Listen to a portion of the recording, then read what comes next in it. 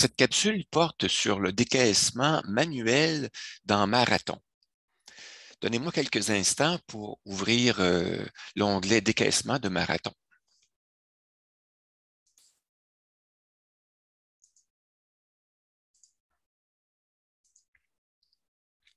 Alors, vous voyez à l'écran l'onglet décaissement de Marathon et vous voyez qu'on a déjà, dans cette version-ci, cliqué sur le bouton Optimiser le décaissement, de sorte qu'on voit dans les lignes réservées au dépôt et au retrait qu'il y a déjà des montants qui ont été inscrits.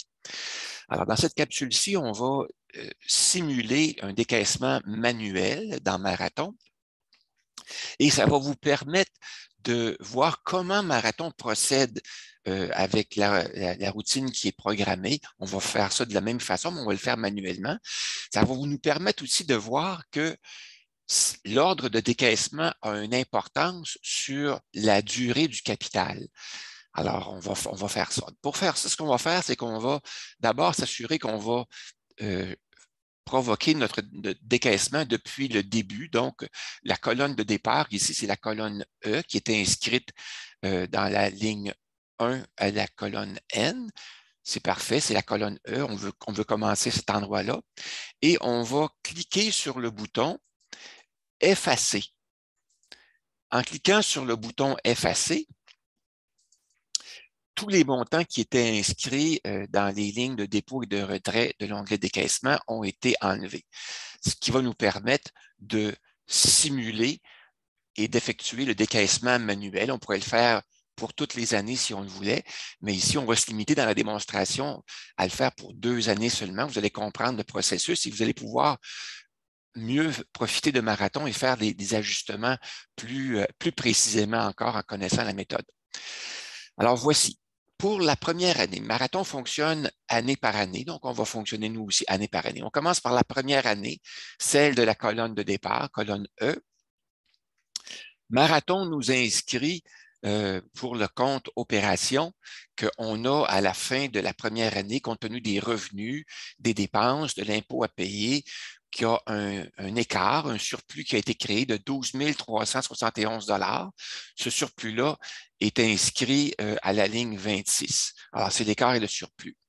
Marathon, ce qu'il veut faire, lui, c'est qu'il veut s'organiser pour qu'à chaque année, le solde du compte opération soit toujours positif et qu'on ait un montant qui correspond au solde annuel souhaité. Le solde annuel souhaité est inscrit dans l'onglet Placement.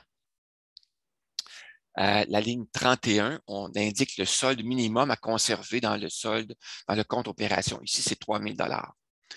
Alors, donc, ce 3 000 $-là est inscrit comme étant le solde à conserver d'une part, mais c'est aussi le solde qui était inscrit dans le compte opération au début de la prévision.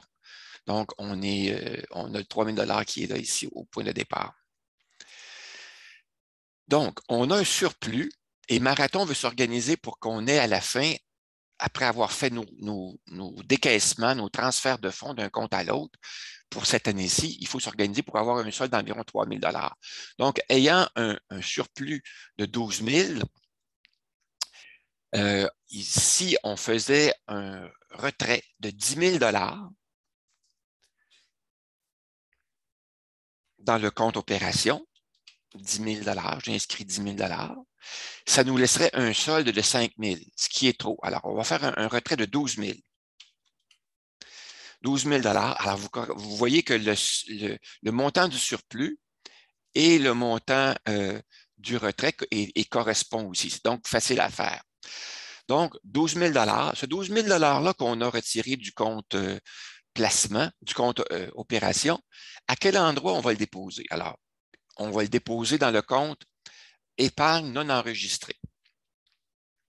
Alors, voici dans le compte épargne non enregistrée, on va s'inscrire un dépôt de 12 000 $. Ce qui est fait ici, ce qui fait que notre transaction pour cette année-là est terminée. On a total des retraits, total des dépôts est le même. Parfait. On va à l'année suivante. L'année suivante, on a un surplus ou un déficit de 7 288 $. Et si on ne fait aucune transaction, on va avoir un solde négatif de 3 900, ce qu'on ne veut pas. On veut avoir un solde qui va être autour de 3 000 $. Donc, on va faire un dépôt dans le compte opération de 7 000 $, 7 000, pardon, 7 000, 7 000 $ que l'on va aller chercher, étant donné qu'on a choisi un ordre, on va aller voir ça, l'ordre qu'on a privilégié dans l'onglet placement, on a choisi pour faire notre simulation d'y aller dans l'ordre REER en premier, épargne et CELI. Donc, on va respecter cet ordre-là pour l'instant. On va simuler que on va le décaisser depuis le REER. Donc, on ne décaissera pas, on ne prendra pas l'argent qu'on a déposé dans le compte opération, dans l'épargne non enregistrée, mais on va le prendre plutôt dans le REER. Donc, décaissement supplémentaire à la ligne 44, 7 000 $. On a terminé, le logiciel a inscrit l'impôt à payer sur ce décaissement-là. Tout est correct. On a donc des montants semblables, 7 000 et 7 000, les deux comptes. La transaction, pour cette année, les transactions sont conformes. Parfait. Maintenant, on va aller voir le résultat, ce que ça donne. C'est dans l'onglet synthèse. Dans l'onglet synthèse, on voit que il y a en fait simplement un seul décaissement là, pour 2 années, finalement. On a un solde qui reste à la fin de l'année, capital restant. L'année où le capital est épuisé, c'est 88 ans. Mais on voit que le capital restant à l'âge de 87 ans, donc l'année qui précède, est de 57 468. Alors, on va inscrire ce montant-là, 57 468, ici, 57 468.